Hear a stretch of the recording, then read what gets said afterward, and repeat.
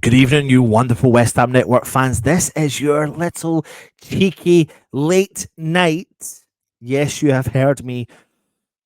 Late night transfer rumor update. There's a few players we want to get through. We're going to be talking a lot about other players because there's loads of rumors, but these are the ones I think that are closest potentially to being done, or some new players that have come out of the woodwork, out of the blue. Now, tomorrow, make sure you do join Russie B as he goes through the transfer rumor roundup, where he'll be giving you his rumor ratings. He is back. He is back. So make sure you do check out that wonderful content as per usual. But we're bringing you all the up to date news, and I hope you've already enjoyed Budgie and Kieran's old school hammers, a great end of season review, good banter in the chat as per usual as well. But we're here to get cracking, so I will get cracking on the first story, and that is that West Ham are interested in bringing this guy here, Wes Foderingham, to the club. Now, he is expected to sign for West Ham this summer, and apparently we're really close to bringing him in. Now, the 33-year-old has been a solid figure between the sticks for Sheffield United, making 112 appearances for the club since joining them from Rangers back in July of 2020. And despite signing what you could have said was a new number one from the Atletico Madrid keeper Gerbic during the January transfer window, Foderingham managed to keep his first choice status at Bramall last season.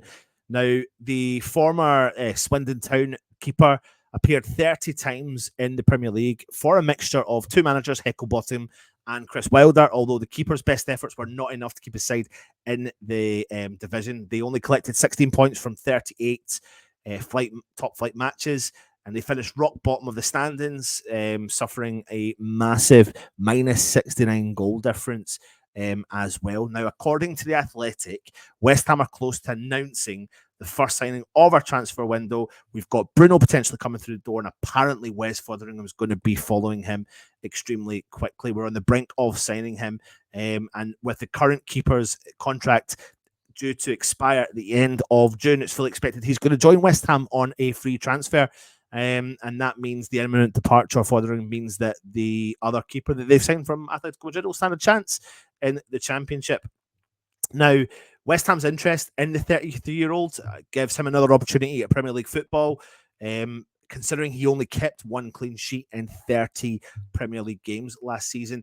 But despite being a regular at Bramall Lane, under difficult circumstances, it's believed that he is going to play a completely different role at West Ham. West Ham do have Joseph Anang, which we expect to be leaving West Ham. A top-tier club will want, and it looks like Lopetegui wants, our extremely experienced third-choice keeper, because he's going to have to back up to Alphonse Areola, West Ham's current number one, and Lucas Fabianski, who's signed a one-year extension as well. So Foderingham coming into West Ham, I'm here or there. I'll support him if he comes in. I am slightly concerned because I always felt like when West Ham played Sheffield United that we should have tested the keeper a lot more.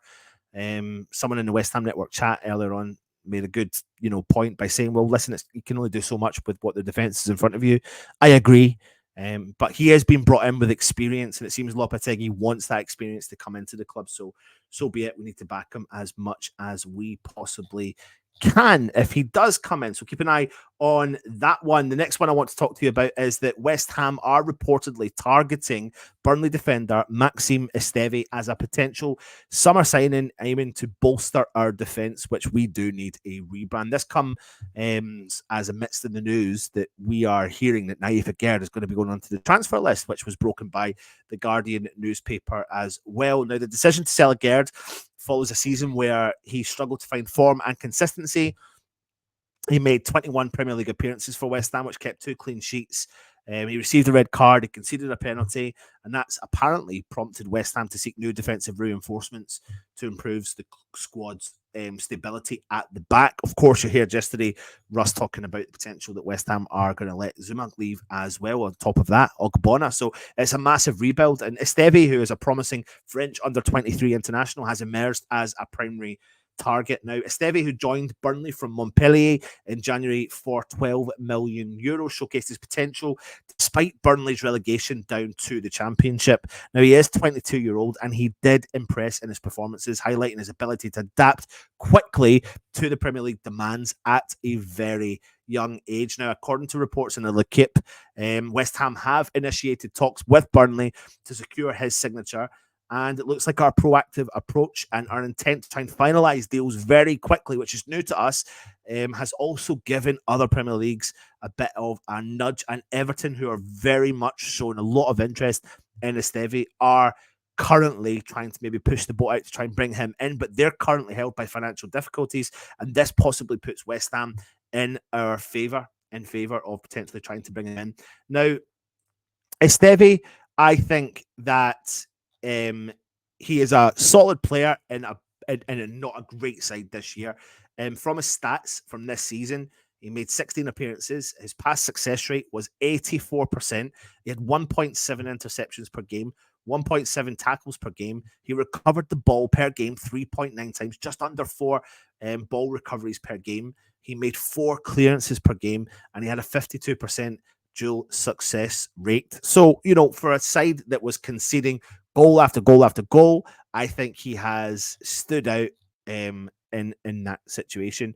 And they had a minus 37 goal difference as well. So they invited a lot their way. So Esteve, another player to keep an eye on. Keep your eyes on that one, and we'll keep you updated as soon as we hear any other news regarding that. Now, the last piece of information I want to talk to you about is Danny Ings, who could leave West Ham this summer to rejoin Southampton. Now, this is probably one of those links that we probably put 2 and 2 together and came out before, but it seems to be that TalkSport, good friends of the channel, have said that he is being of interest to Southampton, who, of course, he played with previously in his career.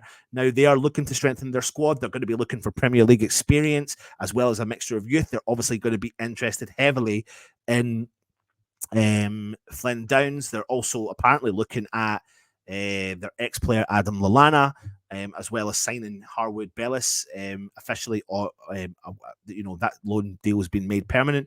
And Ings has previously played at Southampton as well and could hit the ground running for them, given the knowledge he's got of the Premier League. Now, he never really established himself at West Ham, and he never helped himself in the goal-scoring department for West Ham, so he could probably favour a move himself. Now, he does have 1 year to run on his contract, and he's not going to command a major fee. It's just whether or not Southampton are willing to pay the money that he's currently on at West Ham, or is there a negotiation there? Will West Ham look to pay him off, and or will Southampton be willing to offer him a deal? But he is not going to be in favour of Lopetegui next season, so he could be on the way out of West Ham, could be heading back to Southampton, a club that he knows really well. He scored goals for previously in his career. And yeah, we'll just have to wait and see with that one. But that brings an end to your late night transfer rumor update. Join us for the rest of the content. Hope you enjoyed Budgie and Kieran's show. Join us tomorrow morning for the West Ham Daily, a West Ham live show, you name it. It's all coming your way as West Ham prepare to bring in some new players. Come on.